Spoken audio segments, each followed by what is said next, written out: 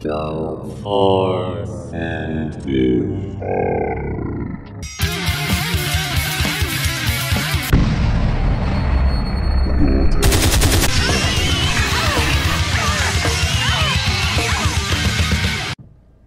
They've just basically told me that it's inoperable now.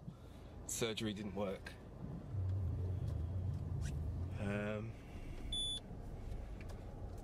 No one knows how long I've got left now. And that's that.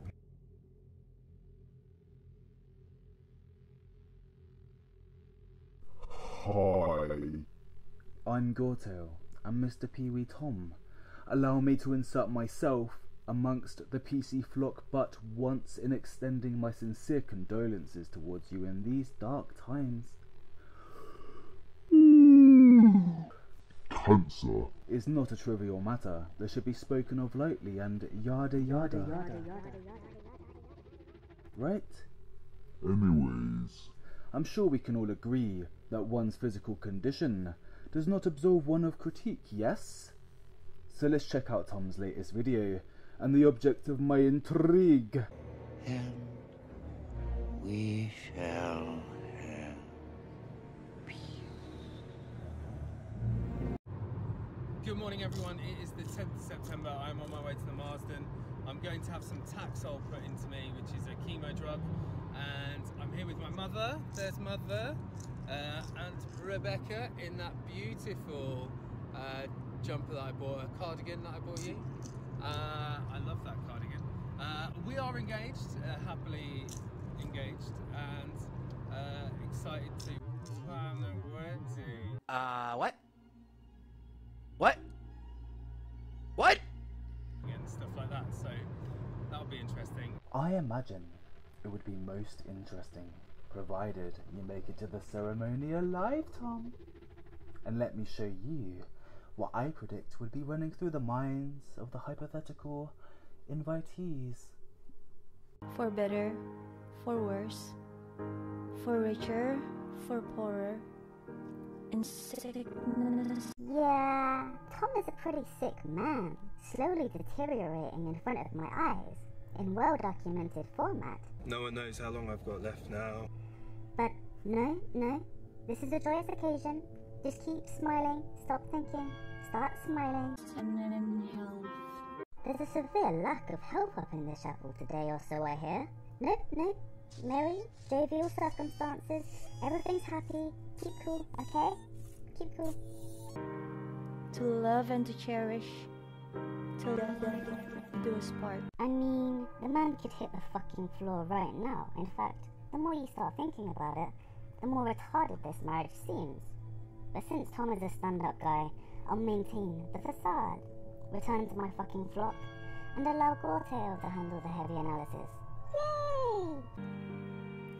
And here too, I pledge you my faithfulness. I've been racking my brains thinking about why a human would get married under these frankly fucked conditions, and those thoughts have diluted into two distinct possibilities.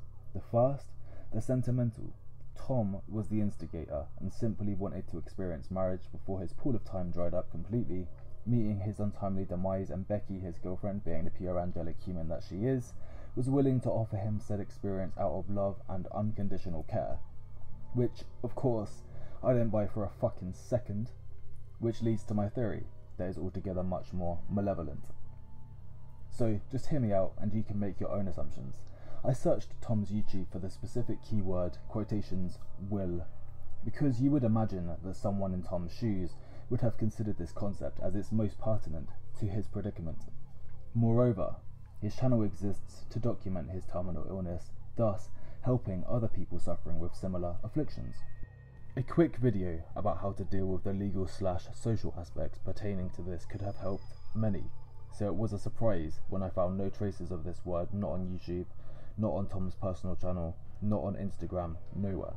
My theory as to why that is because of Tom's mentality, which is that of the dreamer/fighter. If I can find a cure for myself, it would be amazing.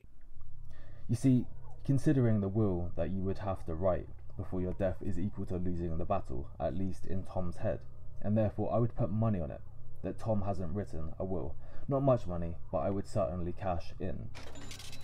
Now, why is all this important? In the UK, if you die with no will established, 100% of your estate goes directly to your spouse. Just so we're all on board, estate includes everything. Both assets, e.g. house, bank account, business, personal belongings, etc., and liabilities, e.g. debt, mortgages and loans. So, in other words, if Tom were to depart this world with no will and no marriage, Becky would walk away with absolutely nothing, which stands out to me like a fucking dildo on Jupiter. This, compounded with the fact Tom appears to be relatively well off. For example, in under 6 months the man has been to Reading Festival, Disneyland, a vacation to Torquay. This is going to set you back several grand sterling, with 2 partaking adults and all expenses factored in. Not to mention, he blew up on YouTube with GoFundMes and he profits handsomely from public generosity. So the man evidently has capital that one would wish to obtain, yes? He hasn't been partnered with Rebecca for even a year, since I can't find a single mention of the word anniversary on any of Tom's social media, and from a man that exhibits flagrant beta/cuck tendencies. I had to still bring my pillow, because I need my pillow. If we get a Persian kitten, I'm going to be really happy, but it has to be a very specific kitten, doesn't it? I want to get all of them. That's kind of strange. Furthermore, there is this post from Who the Fuck Knows, but it says something very interesting. Quotations: take baby steps. Get to know each other. You will have big chunks of time when you can do just that. In hospital, getting treatment, at home in bed feeling poorly, you guys will probably get to know each other better than most quotations average couples would in at least a month of dating. Time doesn't seem to have the same meaning anymore. So, translation in GoreTale's mind: you haven't been together for long, but because you're spending so much time together, you will get to know each other more quickly than the average couple, which validates my assumption that they haven't been together for even a year. And who arranged the entire marriage, might you ask? No vlog today, but you can probably guess why. We'll put a vlog up for you tomorrow. Yeah? And Becca might actually feature in it, because she's not planning a wedding within 24 hours. Rebecca in no less than 24 hours, which adds some fucking fuel to the fire, dare I say. Not to mention that the entire operation was conducted in complete secrecy. Yeah, I'm filming, yeah. I'm filming. Okay. No, but it's true though. So I really film my personal life or anything that's really private. That should be private. Yeah, that should be private. We should have kept you. Yeah, that should be private. We should have kept you. The last 2 things I want to mention before I conclude is the eerie, awkward chemistry between the two, which, granted, you don't get to see their off-screen synergy, and Rebecca has been known to be quotations shy, but what you do see on camera is oftentimes extremely awkward. Are you going to be in the vlog lots tomorrow? I'll be brave. Yeah. You'll be brave? Do you want to be in it now? No? Okay. She's like, I'm taking my makeup off. See that. I may be your wife now, but you can't do that to me. Oh my god. And Rebecca appears to be extremely sly and calculated to me. The last thing is that Tom has already exhibited to the world that he is a walking cash card. Jumper that I bought, a cardigan that I bought you. I love that cardigan.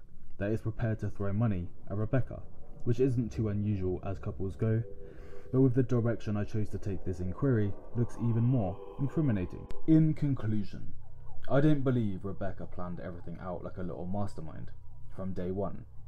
You know, go cancer beta infectee hunting in order to profit. I think she's a criminal of circumstance, because I can buy that this is just a standard relationship. Yes, the woman is going to siphon some resources off of you in exchange for a vagina, but Tom is a relatively attractive man and he can evidently provide. He's demonstrated that he's of the adventurous variety that many women on the sexual market appreciate. Resources are what define the sexual market value of men, but who's to say that the man has to be alive? I think Rebecca went along with the flow the entire time up until the point that the illogical decision to get married arose, and she simply pushed the winds of fate into her favour by putting the cogs of an extremely stupid idea that makes no sense no matter which way you spin into motion.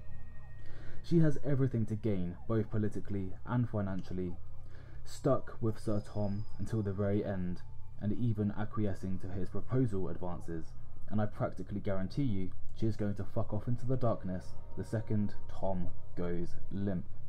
So, if you're a female and you happen to be watching this, would you marry a confirmed dead man walking that you had been dating for around half a year for any other reason aside from financial/political gain? If you're a guy watching this, would you get married on your last days on this earth, or like me, would you go fucking dynamite fishing or ride a hella big roller coaster or something? Before I say goodbye, I could have mentioned the fact that Tom is airless, which would have interfered with the will that I'm nearly certain that Tom didn't write. I could have mentioned the fact that Tom is on a ton of mind-fucking drugs at present, Friends, football friends, football friends. and thus isn't in his right mind, thus ripe for the exploitation/manipulation. But I'm pretty much done. On to my next video.